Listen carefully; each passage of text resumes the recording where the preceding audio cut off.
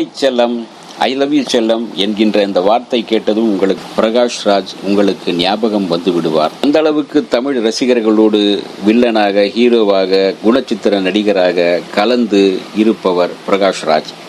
அவர் சினிமாவிலும் சரி, அரசியலிலும் சரி ஒரு தைரியமான, நேர்மையான ஒரு மனிதராக இருக்கின்றார்.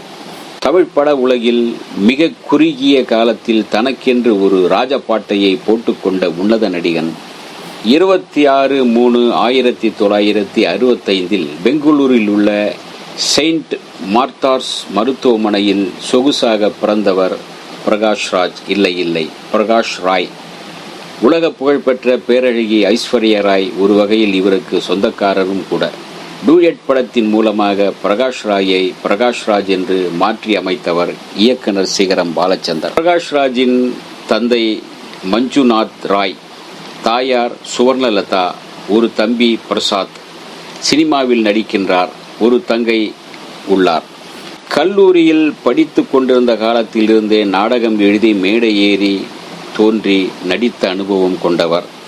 தெரு நாடகங்களில் நடித்து பெயர் பெற்றவர். அதனால்தான் என்னவோ வசன உச்சரிப்பும் பிரமாதமாக நடிப்பும் இயல்பாக அவரிடம் இருந்து வெளிப்படுகிறது. நல்லவனா, கெட்டவனா, வில்லனா, கதாநாயகனா, குணச்சித்திர நடிகரா, ஏற்றுக்கொண்ட கதாபாத்திரம் எதுவோ அதுவாகவே மாறிவிடுகிறார் அந்த மனிதர்.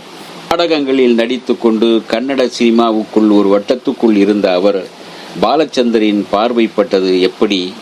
பாலச்சந்தரின் கடைக்கண் பார்வை இவருக்கு கிடைக்க காரணமாக இருந்தவர் பைரவி கீதா.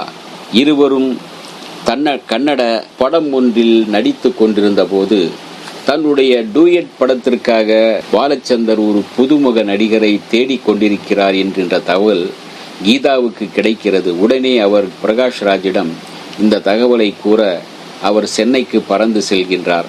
நிரந்தரமாக அதன் பிறகு சென்னையிலே குடியேறிவிட்டார்.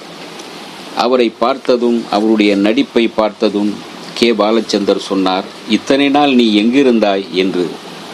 அப்படி ஒரு முதல் வார்த்தையிலே ஒரு பாராட்டு பெற்றுவிட்டார் பிரகாஷ் ராஜ். பிறகு என்ன, படப்பிடிப்பு படிப்படியாக பலவிதமான வேடங்களில் நடிக்க தொடங்கினார். தமிழ், தெலுங்கு, மலையாளம், கன்னடம், ஹிந்தி, பேஜ்புரி பல மொழிகளில் நடிக்க ஆரம்பித்தார். 200க்கும் மேற்பட்ட படங்களில் நடித்து விட்டார். தெலுங்கில் மாபெரும் படங்களில் நடித்து வில்லனாக, தகப்பனாக, மாறுபட்ட குணச்சித்திர வேடத்தில் எல்லாம் நடித்து விருதுகளையும் பாராட்டுகளையும் குவித்து கொண்டே போனார்.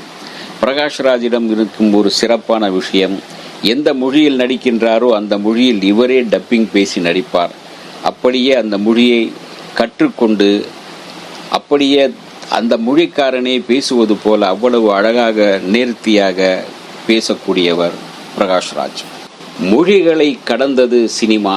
நடிகன் என்பவன் காலத்தை வென்று நிற்க வேண்டும், அதுதான் என் கனவு, லட்சியம், வெறி என்றெல்லாம் என்ற அடிப்படையில் நான் ஒரு நடிகன், ஏற்றுக்கொண்ட நடிப்பது எந்த வேடமாக இருந்தாலும் அந்த வேடமாகவே மாறிவிடுவேன், அதுதான் என் குணாதிசயம் என்று சொல்லும் பிரகாஷ் ராஜ் மிகவும் வெளிப்படையான மனிதர். சிகரெட் பிடிப்பதையும் இரவு நேரத்தில் மது குடிப்பதையும் சரி பேட்டிகளின் போதும் மறைக்க விரும்ப மாட்டார். உண்மையை நேரடியே சொல்லிவிடுவார். நான் ஒரு சுதந்திரமான மனிதன் என்று இயல்பான விஷயங்களை மற்றவர்களுக்காக நான் என்றைக்குமே மறைக்க வேண்டியது அவசியமில்லை என்பார். பிரகாஷ் ராஜிடம் உள்ள இன்னொரு ஸ்பெஷாலிட்டி அவருடைய புத்திசாலித்தனமான பதில்கள்.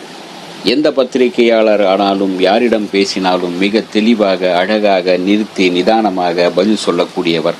அது மட்டுமல்ல, தமிழ்நாட்டு நடிகர்களே, தமிழ்நாட்டில் பிறந்தவர்களே பாரதியார் கவிதைகளையும் திருக்குறளை மேற்கோள் காட்டுவதும் திணறிக் கொண்டிருக்கும் போது இவர் பயப்படாமல் பாரதியாரின் கவிதைகளையும் திருக்குறளையும் அங்கங்கு அவருடைய பேச்சுக்கு உதாரணமாக சொல்லி அசத்துவார். பெரிய திரையில் மட்டுமின்றி சின்ன திரையிலும் ஒரு கலக்கியவர்.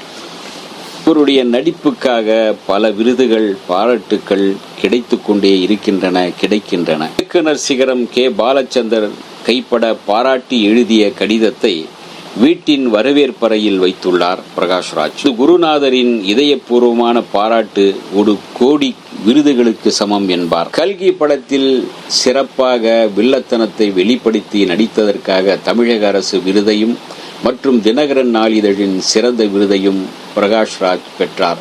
அதேபோல தெலுங்கில் கன்ஷாட் படத்தில் சிறப்பாக நடித்ததற்காக ஆந்திர அரசின் நந்தி விருதும் பெற்றார். தவிர நாகமண்டலா என்ற கன்னட படத்தில் மிக சிறப்பாக நடித்ததற்காக கர்நாடக அரசு விருதும் பெற்றார். இப்படி தொடக்கமே ஒவ்வொரு மாநில அரசின் விருதுகளும் அவர் பெற்றுக்கொண்டே வந்தவர். ஒரு நடிகராக மட்டுமின்றி ஒரு தயாரிப்பாளராக, விநியோகஸ்தராக அவ்வப்போது மாறி ஒரு நல்ல படங்களையும் தயாரித்தும் கொடுத்திருக்கின்றார்.